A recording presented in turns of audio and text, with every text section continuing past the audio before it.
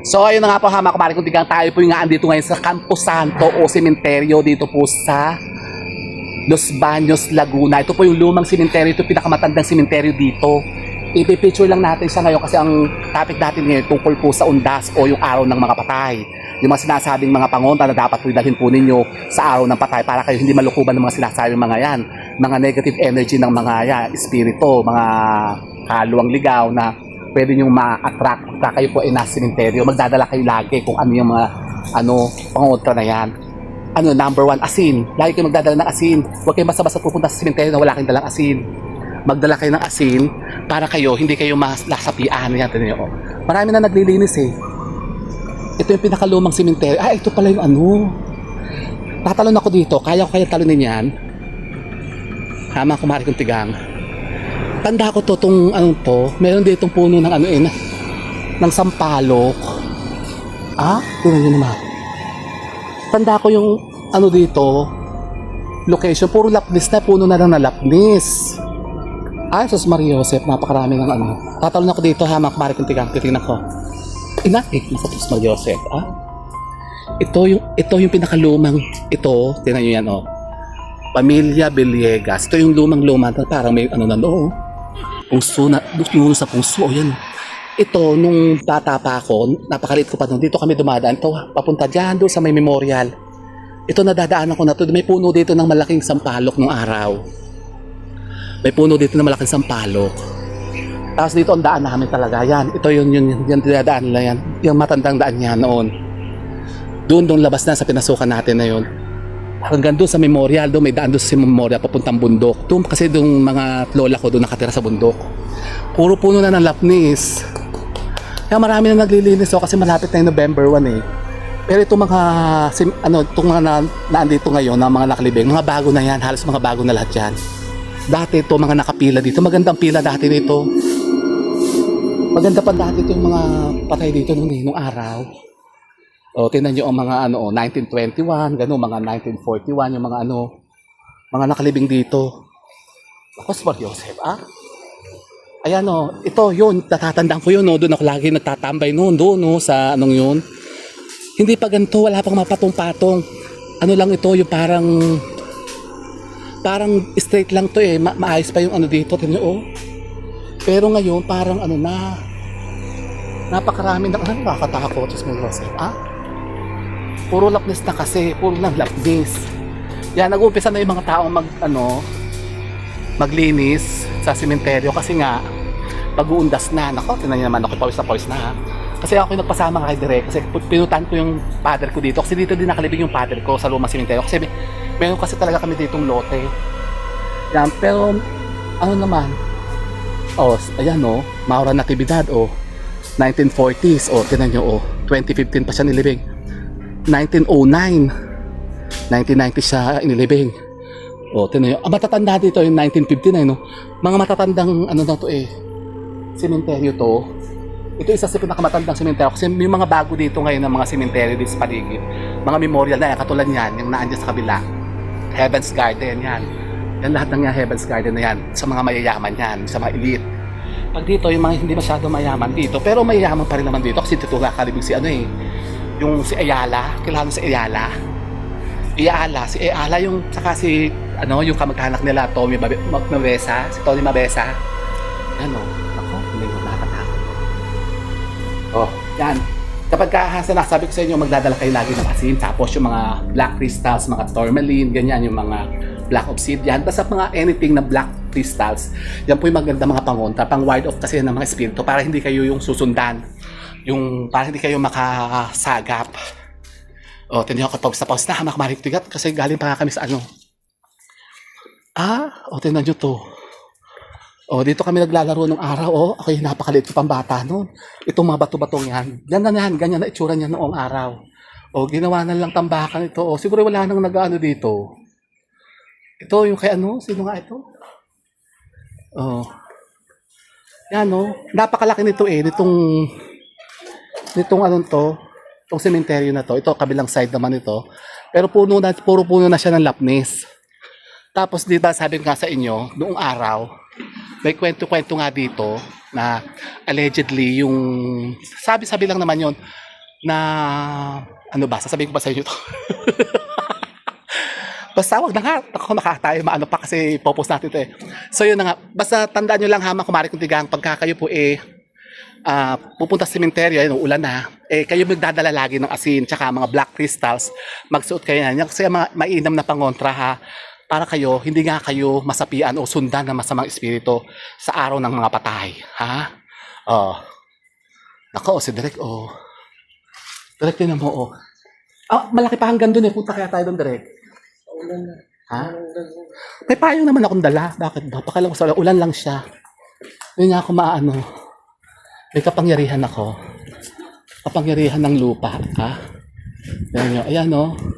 Halika muna dito, Direk. At papakita ko lang sa inyo yung pinaglalaroan ko nung araw. Kung saan ako naglalaro. Tingnan, napakarami ng basura. Ito kay Clemente. Kay Dr. Clemente to eh. Yan, oh. Ito, napakaluma na tong angel na to. Lumang-luma na to. 1948. O, tingnan nyo, 1948 yung ano. Lumang-luma niya. Dito kami nagtatatalo nung araw. Diyan sa bubong. Naakit kami diyan sa bubong. O, tingnan nyo. Oh, tingnan nyo ang mga ano, sukal na. Naku po, Mario Joseph. Marami na rin mga naglilinis. O, yan. Ito yung kay Palis. Yan, dito ako na naakit noon. Sumasampa ako dito noon. Tanda ko to, sumasampa ako dito noon eh. Yan, o, naaplak ako dito. Naaplak ako ganyan dito. Naaplang ako dyan, tapos pumunta ako sa taas na gano'n. Kasi dyan kami nagtatatalon noon ni Madam Tiktik. Yan. Yan kasi yung nakita niyo yung wall na yon. Yan kasi, yung kinukwento ko sa inyo nung araw, yun. Nakita ko sa inyo, halika kayo. Ang kabila niyan, bahay na namin. Oo, kaya dito kami madalas na nagtatambay. Ito, tandaan nyo ha, Marik, pagka kayo po naggaling kayo sementeryo, pag-uwi ng bahay po ninyo, ubarin nyo agad ang mga damit nyo, lagay nyo sa mga marumihan, sa labahan, tapos kayo maligo agad kayo. Mas maganda kung maligo kayo na may asin. Yan, ito yung wall na yan. Diyan yung dati namin bahay. Ayan si Pabalate Oh, yan. Dito ako dun tumatalon noon. Umaadyo ako dyan sa pader na yan. Tapos tumatalon ako dyan. Nanunulay-nulay ako dyan nung araw sa pader na yan. Ako, nung panahon na yun, talaga. Ayan, naulan na. Dito nung Mario Joseph. Nakakatakot Dito, nakakatakot pagka pupunta kayo ng gabi. Pero naranasan ko, pumupunta talaga ako dito ng gabi. Mga around 6 o'clock ng hapon, napunta pa ako dito. Noon, kasi nangangandila ako, nangunguha ako ng kandila. Binebenta ko. Direct, dito muna tayo. Nakita ko yung lumang simbahan. Kasi dito nung araw, yung mga lumang simbahan. Teka, punin ko yung payok, naulan na. Dito kasi meron mga patay nung araw, iniiwanan na lang yung mga nasalvage, yung walang nagke-claim. Dito dinadala yung sa sementeryo, dito na nilalagay yung kabaong, dito na sila tinitirikan ng kandila. Tapos kapag kayo may mga patay kayo dito sa sementeryong to, dito na kayo magtitirik ng kandila. Kasi hindi nyo mahanap yung mga lapida ng patay nyo. Yan. Malaking sementeryo to, hanggang doon pa yan, napakalaki. Ayoko lang suungin, Marik, kasi nakakapagod. Ha? Siya, yun lang Marik, tandaan nyo yan, yung sinare ko sa inyo ngayon. Kapag pupunta kayo ngayon sa sementeryo, magdala kayo ng asin sa bulsa po ninyo. Magsuot kayo ng mga black crystals. Yan ang mga napaka-powerful na pangontra kontra sa mga espiritu, mga ganyang kaluluwan-liwag. Kasi baka sumunod sa inyo, tapos pag uwi sa bahay nyo, maligo agad kayo. Tanggalin nyo lahat ng sinuot nyo na galing sa sementeryo. Huwag kayo magdadala ng kung ano-ano mga entity na galing dito, mga kandila, ganyan, yung mga kung ano-ano mga, baka manguha pa kayo dito mga halaman, mga plantitos, tigilan nyo. Kasi negative. Baka kayo masapian. Tapos, huwag kayong pupunta sa pinakagitna. Sa pinakagitna ng sementeryo, huwag kayo dyan pupunta kasi baka kayo kuyugin. Lalo na pag lumubog ng araw. Mga kumari kong tigang, kaya naulan na. Yung iba hindi pa nakakapaglinis So yun po mga kumari kong tigang, ilang gabay lang po yung sinare po natin ngayon kasi tayo nga po eto, kasi nalalapit na lang po ngayon yung araw ng mga patay. So tayo ngayon magre-reminisce yung natin, yung aalalahan ulit natin, gugunitan ulit natin ang ating mga kamag-anak na mga namatay na mga nakalibing na sa lupa. Yan, di ba? Dito malinis, maganda. Isa to sa mga pinakalumang sementeryo dito sa Los Baños Los Baños, Laguna. Kaya dito, mga antik talaga ang mga yari ng mga mga nicho, hindi pa yung mga basta-basta parang kahon lang na mga apartment. Dito talaga may mga ganyan, may mga kanya-kanya silang mga musileo. Yan. Ito yung mga tagal lumang-lumang mga mga nicho ng patay. Tapos ito talaga, may mga lote-lote kasi ito. Kasi mga mayayaman din ang mga nakatira dito eh. Mga Palis, mga Ayala. Yan, oh. Ito Clemente, si Dr. Clemente to oh. Oh, tignan yung ni Dr. Clemente. Puro lapis na rin. Ganda ha, kaya lang talagang luma na to. Karamihan ng mga patay kasi ngayon na inililibing sa cemetery na sa Bago. Sa Bago cemetery na inililibing doon sa mga memorya, sa mga Heaven's Garden. Eh siya, ganun, wala na tayong magagawa. Kasi dito naman, kasi punong-puno na rin naman. O siya, sige na ha, mga kumari kong tigang. Pakishare na rin po yung ating mga videos ngayon. Tapos yung mga natin, follow nyo pa rin po ako, yung mga bago nating mga post. At mag-share pa tayo ng mga iba't iba pang mga bagong topic ngayon ha, tungkol po sa darating na araw ng mga patay. So with that, mga kumari kong tigang, keep safe and God bless. Thank you for watching. Bye mga kumari kong tigang. Ito yung kay Bongking Gayo. Kay Mrs. Khan. Natividad L. Khan. Ayan, mga inchi kasi ito eh. Huh. Hala. Oh, ito papalabas na to ng highway. Oh. Yan, no? Dito doon. Dito kami noon, tanda ko noon, dito kami nagtitinda ng kandila noon eh, ng nanay ko. Nagtitinda kami ng kandila noon. Ang daming sili oh.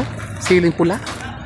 Oh, yan, no? Pwede kayo magpalinis dito, pwede kayo yung mangunguhan ng magpapalinis kayo ng puntod ninyo. Yan na.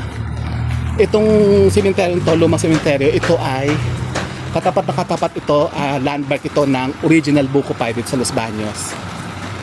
Oh. Yan na. Nakakabit na sila ng mga ganyan, no?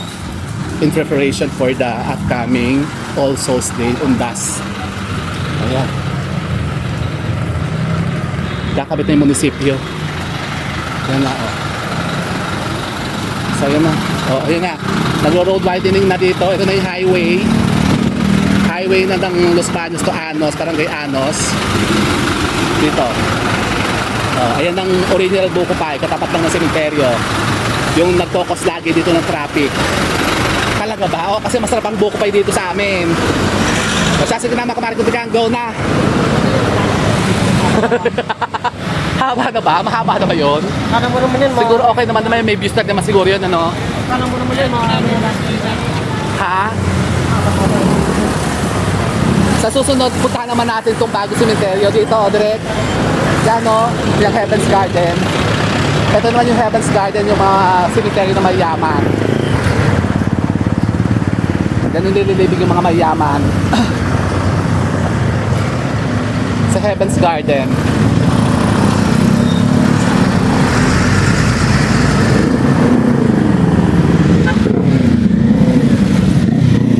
O siya, sige na mga kumarin kong tigang. Bye!